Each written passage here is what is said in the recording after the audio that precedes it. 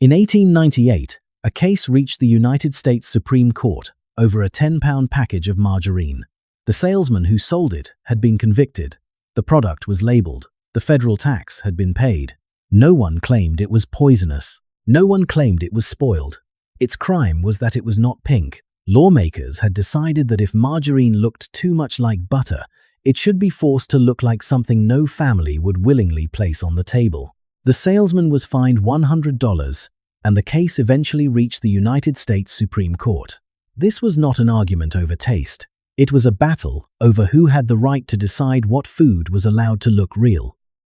By then, margarine had already been taxed, licensed, inspected, restricted, and condemned as counterfeit butter.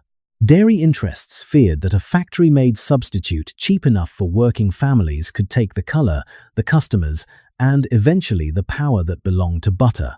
Today, margarine is an ordinary yellow spread, but before that color became invisible, farmers, corporations, lawmakers, chemists, and judges fought to control it. So how did fake butter become dangerous enough to start a food war? Walk into a supermarket today, and the argument seems almost too small to matter. On one shelf sits butter, wrapped in paper, sold with words like traditional, cultured, grass-fed, or natural. Beside it sits margarine, or perhaps vegetable spread, plant-based spread, or buttery spread. The packages may share the same yellow color. Both are meant for toast, baking, frying, and potatoes. Both promise familiarity. A shopper lifts one package in each hand. The butter is firm and cold. The spread yields under a thumb pressed against the lid. At home, a knife may crack through one and slide easily through the other. But they are not the same object. Butter begins with cream. Margarine begins with a formula.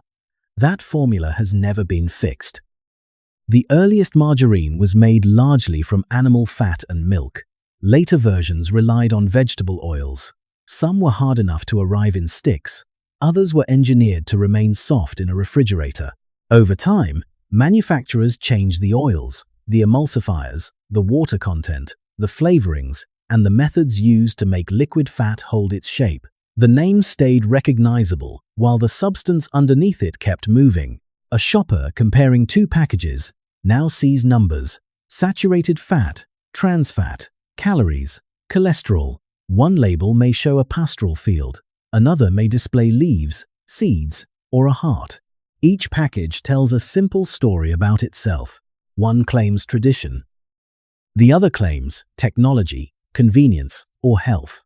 Neither package explains that governments once argued over whether the product on the right should be allowed to look yellow at all. That forgotten fight matters because color was never merely cosmetic. Yellow made margarine look familiar. Familiarity made it easier to sell. And a cheap product that looked close enough to butter threatened more than taste. It threatened farmers, merchants, manufacturers, and an entire system built around the belief that butter alone belonged at the center of the table. Yet margarine did not begin as an attack on butter. It began as an answer to scarcity. In 19th century Europe, butter was valuable, inconsistent, and beyond the reach of many poor households. It spoiled. Its quality changed with seasons, feed, storage, and transport. Armies needed fat. Workers needed calories. Governments worried about feeding cities whose populations were growing faster than traditional food systems could comfortably supply. The challenge was not to create luxury. It was to manufacture something ordinary people could afford. Before margarine became the symbol of fake food, it was an attempt to solve a very real problem: how to make edible fat cheaper, more stable, and easier to produce. And the first solution did not come from a field of sunflowers or soybeans. It came from the body of a cow. In 1869, the object that would become margarine did not begin in a field of sunflowers or soybeans. It began with beef fat, a sheep's stomach, and a problem the French government wanted chemistry to solve. Butter was expensive. It spoiled quickly. Its supply depended on cows, seasons, transport, and the ability to move fresh dairy products into growing cities. Under Napoleon III, the French government encouraged the search for a cheaper substitute that could keep longer and serve the navy as well as people with little money. Hippolyte Mège-Mouriès had already spent years studying fats. At the imperial farm at Vincennes, outside Paris, he watched cattle and tried to understand how an animal could continue producing milk fat even while losing weight. His theory was imperfect, but it led him toward a practical question. Could solid fat from the body of a cow be separated, softened, and rebuilt into something that behaved like butter? The process looked less like cooking than controlled disassembly. Finely minced beef fat was heated with potassium salts and material from a sheep's stomach. Pepsin helped separate the fat from the surrounding tissue. The mixture was then pressed, dividing the harder stearin from a softer oil. That oil could be worked with milk and water until it formed a pale, butter-like emulsion. Without coloring, the result was closer to grayish-white than the warm yellow people associated with butter. But it could be sliced, it could be spread, and it could be produced without waiting for cream to rise in a farmhouse dairy. Mège-Mouriès called it Margarine. The name came from the chemistry of the period. Scientists believed that one of the fats involved was margaric acid, named for its pearly appearance. That understanding later proved incorrect, but the name survived long after the theory behind it had changed. On the 15th of July 1869, Mège-Mouriès filed his French patent. He had not invented luxury. He had engineered an edible fat around scarcity. Imagine the first comparison on a rough table. A small portion of butter beside a pale block made from tallow. The butter carried the prestige of cream and the familiar smell of the dairy. The substitute carried the marks of processing.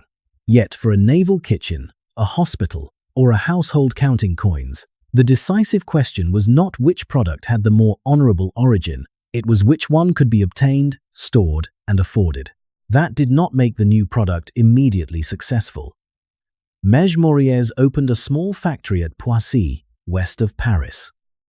Then the Franco-Prussian War erupted in 1870, disrupting the country before his invention could establish a secure market. In April 1872, French officials allowed the product to be sold, but with a crucial condition: it could not be called butter. The distinction already mattered.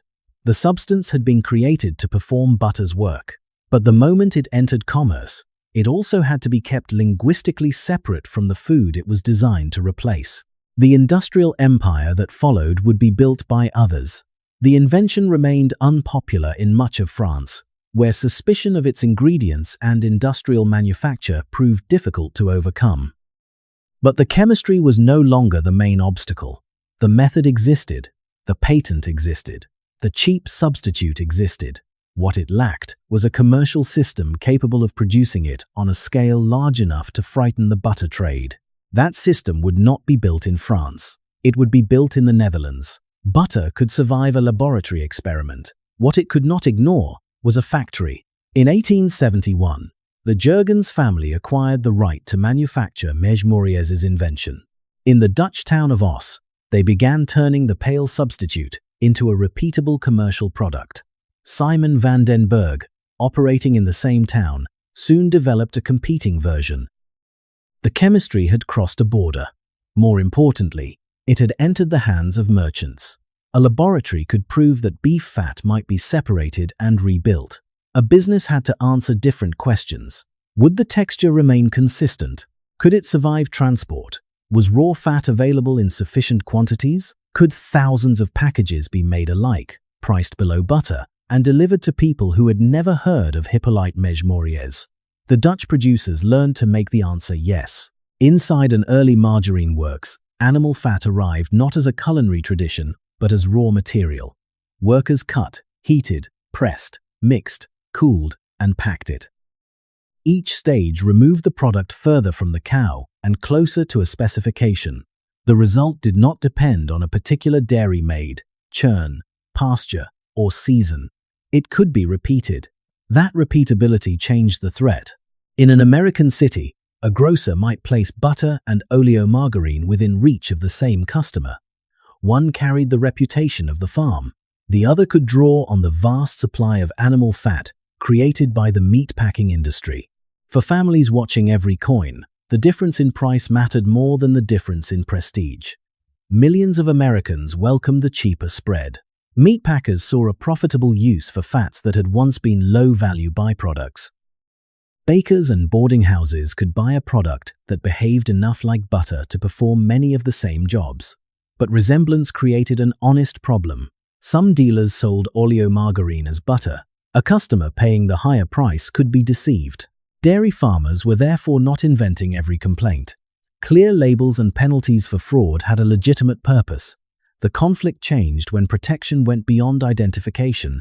Farmers watched a standardized factory product enter markets they had long supplied. Their butter still depended on feed, weather, milk production, storage, and transport. Margarine manufacturers could buy fat from industrial slaughterhouses, process it in bulk, and compete at a lower price. A dairy farmer loading wooden tubs onto a wagon was no longer competing only with the farm down the road. He was competing with meatpackers, rail networks, factories, and a formula that could be adjusted whenever the market demanded it. The response moved from the marketplace to Congress. In 1886, lawmakers debated a federal bill defining butter and placing oleomargarine under a special system of taxation and regulation. Supporters described the substitute as counterfeit food and argued that consumers and dairy farmers needed protection. Opponents warned that a tax on cheap fat would fall hardest on working families. Congress passed the Oleomargarine Act. President Grover Cleveland signed it on August 2. The law imposed a tax of 2 cents on every pound. Manufacturers, wholesalers, and retailers faced special taxes, records, stamps, and federal oversight. Margarine remained legal, but every step between the factory and the table became more expensive and more visible to the government. This was the first decisive victory for butter. It was also a turning point in the meaning of the product. Oleomargarine was no longer merely a substitute created by chemistry. It had become a regulated rival, marked by law as something separate, suspicious, and economically dangerous. Yet taxation alone could not make consumers stop buying it. To do that, the butter trade would attack the feature people noticed before they tasted anything: its color. Then lawmakers made an extraordinary decision. If margarine looked too much like butter, they would force it to look like something no one wanted to eat. The problem began with a color that seemed almost natural. Fresh margarine was usually pale. Butter could be pale too. Its shade changed with the cow's feed, the season, and the methods used to make it. Butter producers sometimes added coloring of their own. But consumers had learned to associate a warm yellow block with dairy quality, and margarine manufacturers understood the value of that expectation. A little color could erase the difference before the first bite. For the dairy industry, that was intolerable. Labels might tell a careful shopper what was inside a package, but color worked faster than print. It reached the eye before the warning, the tax stamp, or the seller's explanation. If margarine could borrow butter's appearance, then a cheaper industrial product could enter the same visual territory. State legislatures began passing laws against yellow margarine. By 1902, 32 states had enacted some form of anti-color restriction. Some went further. Instead of requiring clearer words on the package, they demanded that the substitute be dyed pink. The stated purpose was to prevent fraud. The practical effect was to make the product look contaminated. In Manchester, New Hampshire, Charles Collins worked as an agent for Swift & Company, the Chicago meatpacking firm. Swift manufactured oleomargarine in Illinois, packed it in original containers, paid the federal taxes, and sent it across state lines. One package weighed 10 pounds. It carried the required markings. It was recognized as an article of food. The coloring used in it was also commonly used in butter, but it was not pink. Under New Hampshire law, that was enough. Collins was convicted and ordered to pay a fine of $100, along with the costs of prosecution. If he did not comply, he could remain confined until the sentence was satisfied. The package became evidence. In court, the state could argue that it had not banned oleomargarine. The product could still be sold, provided it was altered first. The rule appeared to offer a compromise. Margarine could exist, but it had to display its difference in a way no shopper could miss. The Supreme Court looked at what the law actually did. Pink was not oleomargarine's natural color. Adding it was not an inspection. It did not reveal spoilage, poison, or an undeclared ingredient. It forced a lawful food to carry an appearance intended to destroy demand. The court ruled in 1898 that New Hampshire's requirement was prohibitory in practice. A state could regulate commerce and punish deception. It could not evade the limits on an outright ban by ordering a product to be discolored until no reasonable customer wanted it. The logic exposed the real conflict. If identification were the goal, a label could identify margarine. If safety were the goal, an inspection could test it. Pink did neither. Pink manufactured disgust. The ruling weakened the most extreme color laws, but it did not end the butter war. Congress soon created a more durable weapon. Under the federal law adopted in 1902, uncolored margarine was taxed at only 1/4 of a cent per pound. Margarine colored to resemble butter was taxed at 10 cents per pound. The difference was enormous. A product invented for affordability could remain cheap only if it entered the kitchen pale. The moment a factory gave it the familiar color consumers preferred, the tax threatened to erase its price advantage. The law did not need to remove margarine from the shelf. It only needed to make normal-looking margarine expensive. A shopper now faced a carefully designed choice. Pay more for butter, pay a heavy tax through the price of yellow margarine, or carry home a white block that looked unfinished and socially inferior.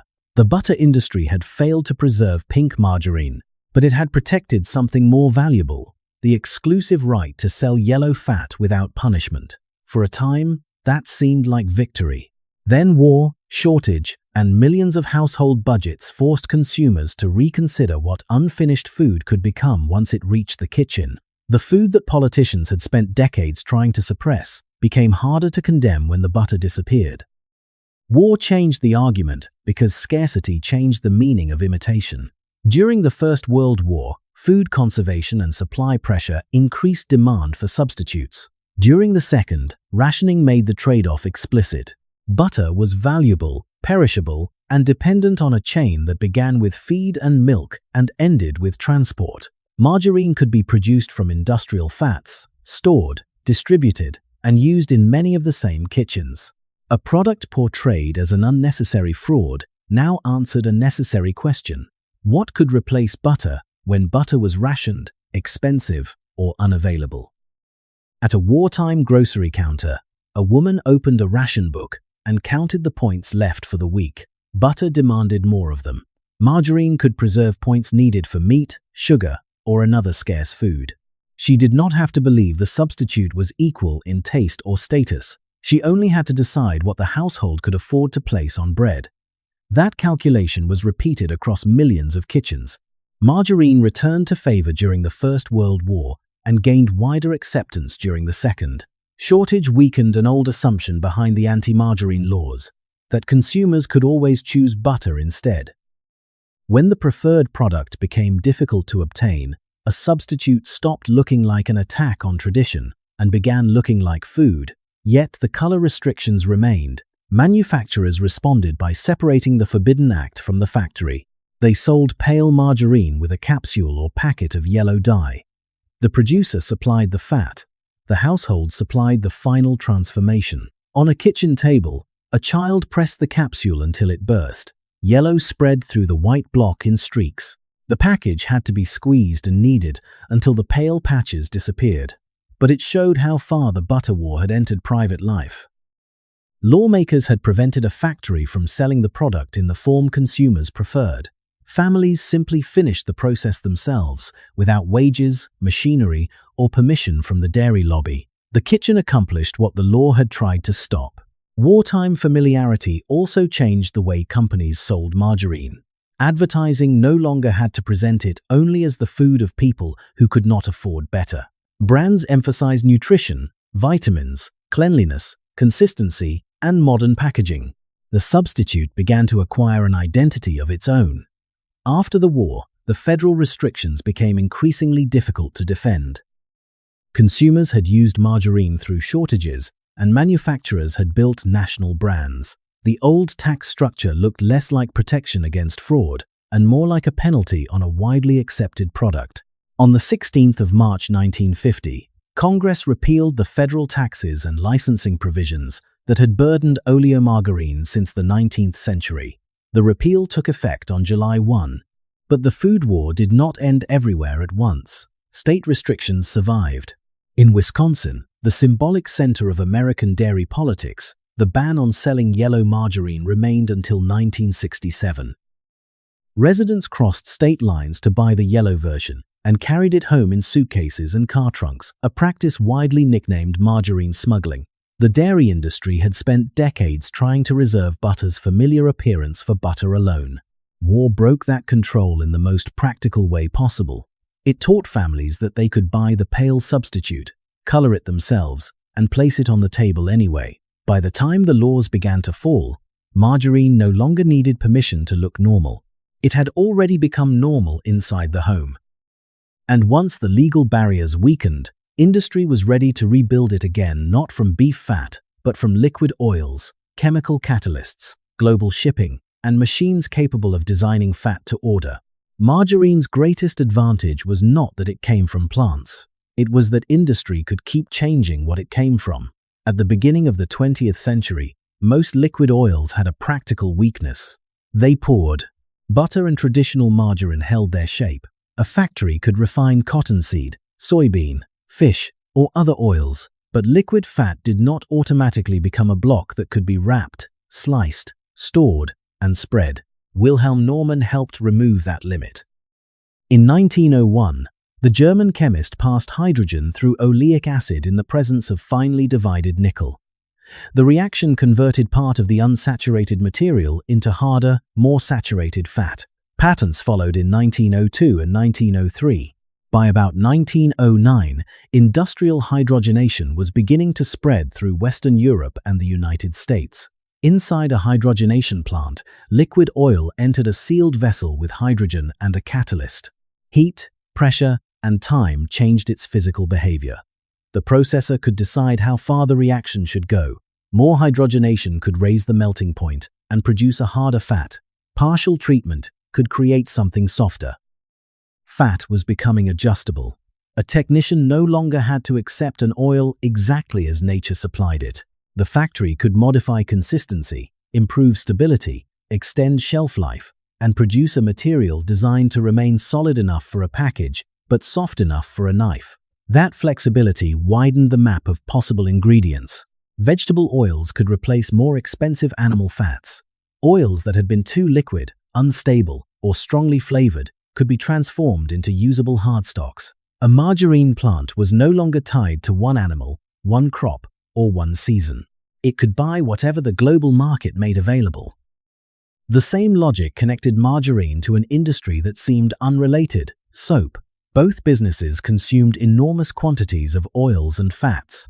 Both needed plantations, ships, crushing mills, refineries, chemical laboratories, and reliable access to raw materials. A shipment of oil could become food in one factory and cleaning products in another. By the early 20th century, Jürgens, Van den Berg, and Lever brothers were all searching for stable supplies. Their competition reached beyond supermarket shelves to palm-growing land, ports, warehouses, and shipping routes. In 1927, Jürgens, Van den Berg, Centra, and Schicht joined to form Margarine Uni. The new group brought together European companies producing a wide range of goods from oils and fats. Across the Channel, Lever brothers had built an international soap empire around many of the same raw materials. On the 2nd of September 1929, the two groups signed an agreement to combine. Unilever officially came into existence on the 1st of January 1930. The merger was not an accident of branding. Margarine and soap depended on the same industrial bloodstream. Imagine an executive looking across a table covered with shipping reports. One column listed palm oil, another listed coconut oil, animal fats, and the expanding supply of vegetable oils. The question was no longer simply how to make margarine.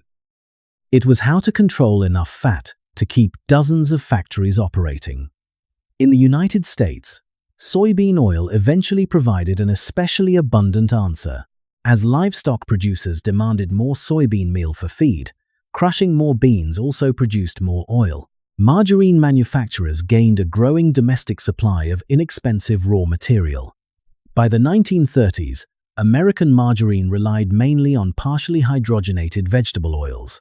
It could be made consistently, fortified, branded, wrapped, transported, and priced below butter.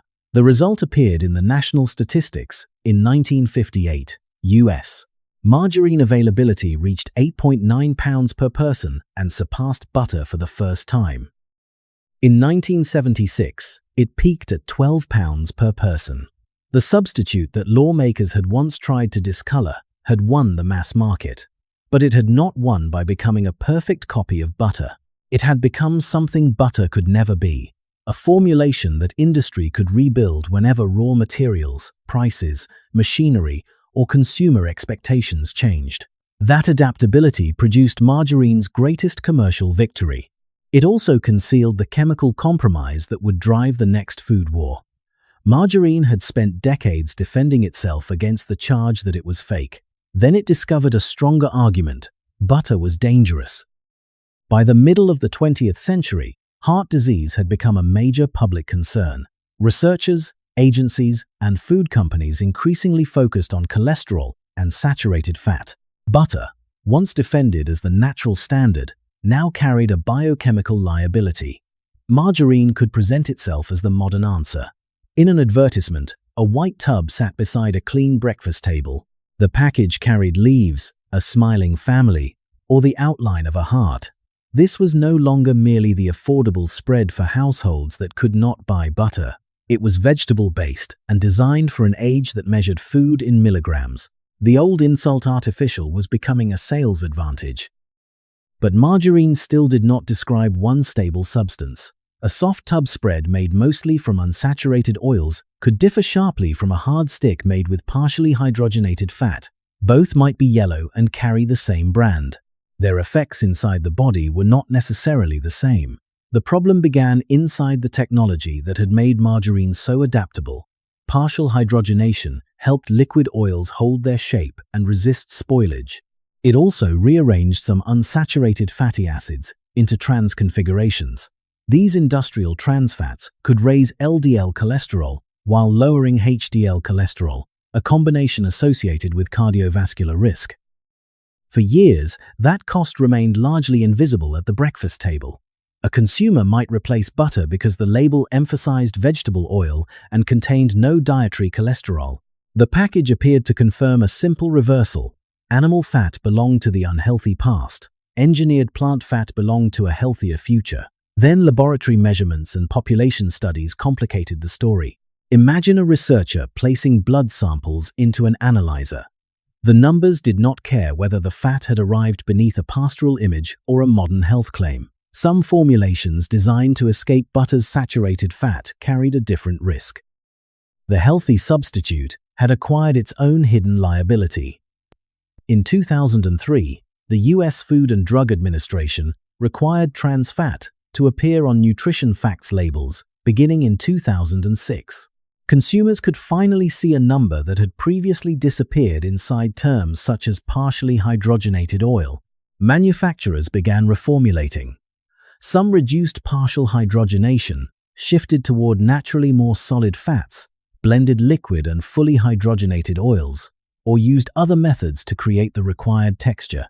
Many soft spreads were reformulated to contain little or no industrial trans fat, but the yellow tub could remain almost unchanged on the outside. Inside the factory, a technician adjusted the oil blend, crystallization process, and proportion of solid fat. The brand name survived.